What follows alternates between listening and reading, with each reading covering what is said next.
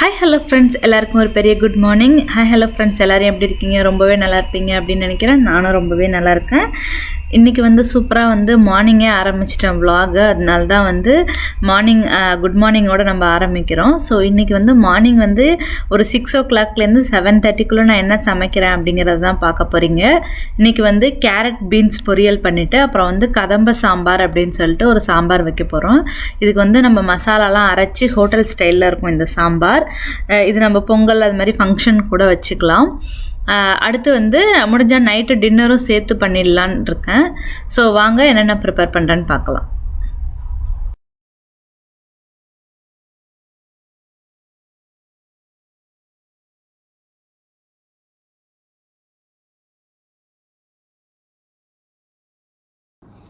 First சாம்பாருக்கு பருப்பு வேக வைக்க போகிறேன். 1 கப் அளவுக்கு பருப்பு எடுத்துருக்கேன். கூடவே கொஞ்சம் போல் மஞ்சத்தூள், கொஞ்சம் போல் எண்ணெய் ஊற்றிட்டிங்கன்னா பருப்பு பொங்கி பொங்கி மேலே வராது. கொஞ்சமாக பெருங்காயத்தூள் போட்டு பருப்பு ஃபஸ்ட்டு வேக வச்சிடலாம். இந்த சாம்பாருக்கு பருப்பு நம்ம அரைச்சி தான் மசாலா அரைச்சி தான் வைப்பேன். அதுதான் நல்லா டேஸ்ட்டாக இருக்கும். ஸோ 1 டேபிள் ஸ்பூன் அளவுக்கு கடலைப்பருப்பு சேர்த்துக்கோங்க. கடலைப்பருப்பு லைட்டாக வறுத்ததுக்கப்புறம் அடுத்தடுத்து மசாலா சேர்க்கலாம். கொஞ்சமாக இதை வறுக்கிறதுக்கு கொஞ்சமாக நம்ம எண்ணெய் சேர்த்துப்போம்.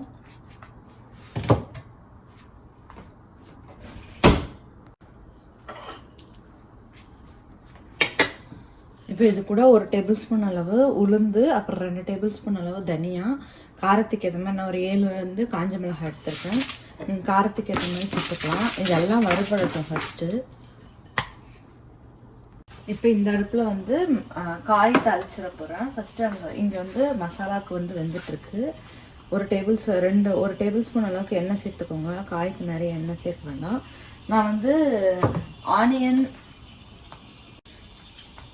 நான் இப்போ ஆனியன் கார்லிக் இந்த ரெண்டுமே வெங்காயம் பூண்டு ரெண்டுமே சேர்க்கறது இல்லை சமையலில் பெருசாக.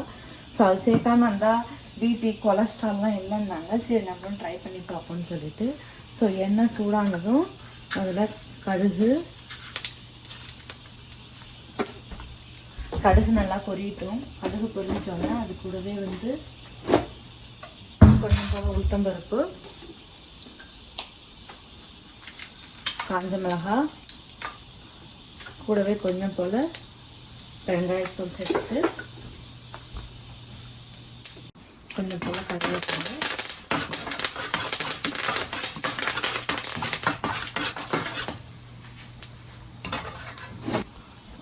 இப்போ எல்லாம் பொரிஞ்சதுக்கப்புறம் இது கூட நான் வெங்காயம்லாம் சேர்க்காதனால கொஞ்சமாக பாசிப்பருப்பு சும்மா தாளிக்கலாம் கழுவி வச்சுருக்கேன்.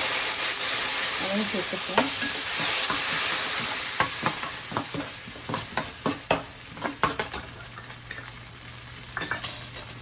கூடவே நமக்கு ஆட் பண்ணி வச்சிருக்க காய்.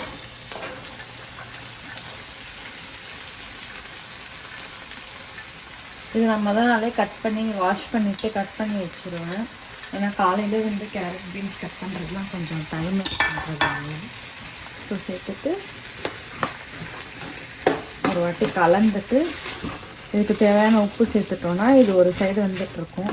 நம்ம அதுக்கட்டி சாம்பாருக்கு காயெல்லாம் இப்போ நறுக்கிட்டு வந்துடலாம். தேவையான உப்பு சேர்த்துக்கலாம். காய் வேகிறதுக்கு கொஞ்சமாக தண்ணி சேர்த்துட்டு இதை மூடி போட்டு வச்சிட்டோம்னா காயோட வேலை இப்போ முடிஞ்சிடும். குக்கரில் விசில் வந்துடுச்சு. நல்லா நிறைய பொங்கிலாம் கீழே ஊற்றாதுன்னு சொல்லிட்டு ஸோ கீழெல்லாம் ஊற்றலாம் பாருங்கள். எண்ணெய் ஊற்றினா லைட்டாக நம்ம எக்ஸஸாக வச்சுருந்தா மட்டும் தான் தண்ணி மேலே வரும்.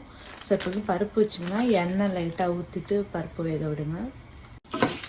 இப்போ பருப்பெல்லாம் நல்லா பொன்னிறமாக வரும். இது கூட ஒரு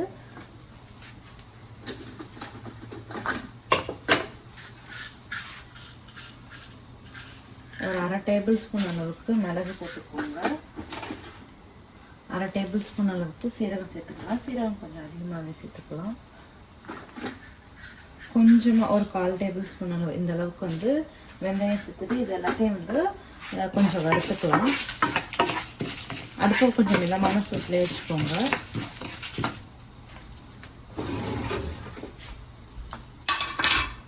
பருப்பு மிளகு சீரகம் எல்லாமே வந்து நல்லா வறுபட்டுருச்சு. கடைசியாக அது கூட வந்து கொஞ்சம் போல் ஒரு கைப்பிடி அளவுக்கு தேங்காய் சேர்த்துட்டு இதையும் சேர்த்துட்டு தேங்காய் சேர்த்தோன்னே அடுப்பு ஆஃப் பண்ணிவிடுங்க. இதை வந்து அந்த சூட்லேயே வந்து நல்லா வறுப்பட்டுரும்.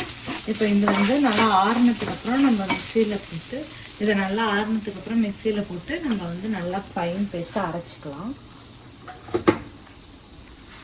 இப்போது சாம்பாருக்கு வந்து காயெல்லாம் வந்து வேக வைக்க போகிறேன். 1 டேபிள் ஸ்பூன் அளவுக்கு எண்ணெய் சேர்த்துக்கலாம். ஜஸ்ட்டு காய் வதக்கிறது வரைக்கும் தான். இதில் வந்து கேரட்டு, பீன்ஸு, அப்புறம் வந்து முள்ளங்கி, உருளைக்கிழங்கு காய் சேர்த்துக்கிறேன். கதம்ப சாம்பாருக்கு நீங்கள் என்ன காய் வேணாலும் சேர்த்துக்கலாம், நல்லாயிருக்கும். ஃபஸ்ட்டு வந்து இந்த நீர்க்காயெல்லாம் சேர்க்குறீங்கன்னா கடைசியாக சேர்த்துக்கோங்க. சேர்த்துட்டு இதை ஒரு வாட்டி ஒரு 2 நிமிஷம் போல் வதங்கட்டும். அதுக்கப்புறம் தண்ணியை ஊற்றி சேர்த்துக்கலாம். நம்ம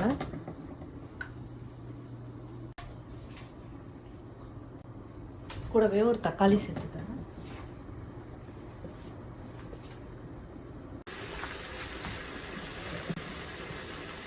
இப்போ தேவையான அளவு உப்பு சேர்த்துக்கலாம். காய்க்கு தேவையான அளவு சேர்த்து கொஞ்சமாக தண்ணி சேர்த்துக்கோங்க. ஏன்னா நம்ம கொஞ்சம் புளி தண்ணியும் சேர்க்கணும். இப்போது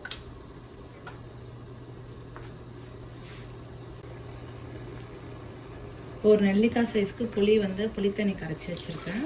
அதையும் சேர்த்துக்கலாம். சேர்த்துட்டு இப்போ காய் வந்து நல்லா வெந்து வரட்டும். இப்போது கேரட் பீன்ஸ் காய் வந்து நல்லா வெந்துருச்சு பாருங்கள். இது கூட வந்து நம்ம கொஞ்சம் போல் தேங்காய் சேர்த்துக்கலாம். தேங்காய் உங்களுக்கு வேணும்னா சேர்த்துக்கோங்க. நம்ம பருப்பு சேர்த்துக்கோங்க. தேங்காய் சேர்க்கலனாலும் டேஸ்ட் நல்லா தான் இருக்கும்.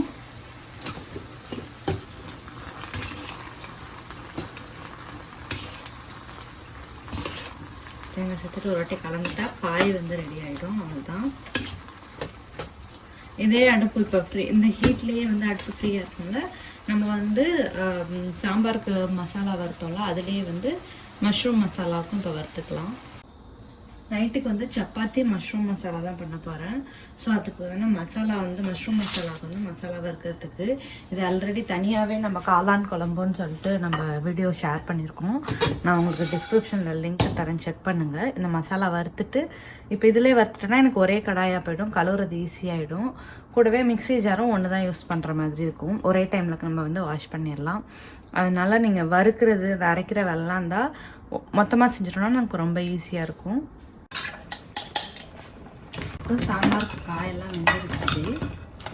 இது கூட நம்ம வந்து பருப்பு வச்சுருக்கோம், வேக வச்சு அதையும் சேர்த்துக்கலாம்.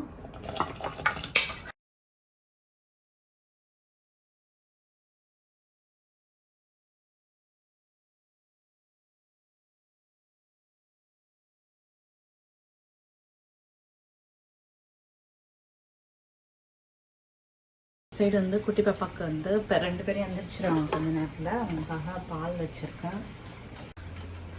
இப்போ இது கூட நம்ம வந்து அரைச்சி வச்சுருக்கோம்ல மசாலா, இதையும் சேர்த்துட்டு ஒரு வாட்டி கொதிக்க விட்டுறலாம்.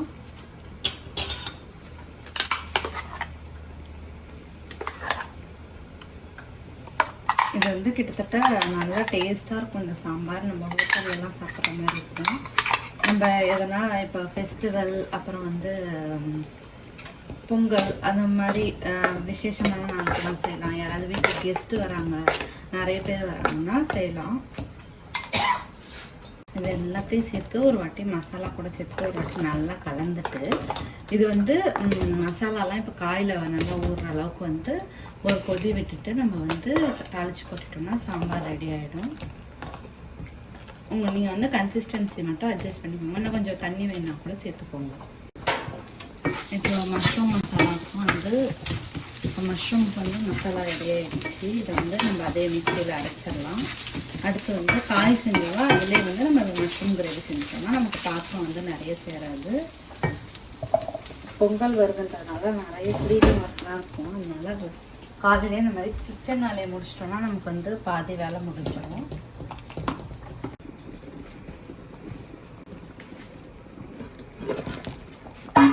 இப்போ சாம்பார் எல்லாம் வந்து நல்லா கொதிச்சிச்சு. இப்போ இப்போ இது கூட வந்து நம்ம கடைசியாக தாளிச்சிட்டோம்னா சாம்பார் ரெடி ஆகிடும். தாளிக்கிறதுக்கு எண்ணெய் நல்லா சூடாகிடுச்சு. கடுகு, கருவேப்பிலை, கொஞ்சம் போல காஞ்ச மிளகாய்,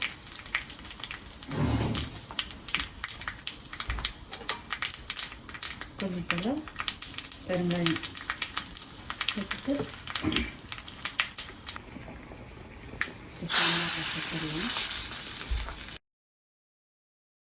கடைசியாக ஒரு கைப்பிடி வந்து கொத்தமல்லி சேர்த்துட்டிங்கன்னா இந்த சாம்பார் வந்து ரெடி ஆகிடும்.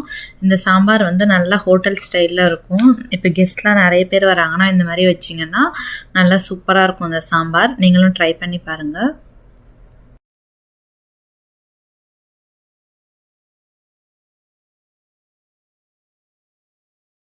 இப்போ கடைசியாக வந்து நைட்டு சப்பாத்திக்கு வந்து கிரேவியும் பண்ணிடுறேன். காளான் மசாலா தான் பண்ணுறேன். ஆல்ரெடி காளான் குழம்பு எப்படி பண்ணுறதுன்னு நம்ம சேனலில் ஷேர் பண்ணியிருக்கோம். இதுவும் இப்போ ரெடி ஆகிடுச்சு.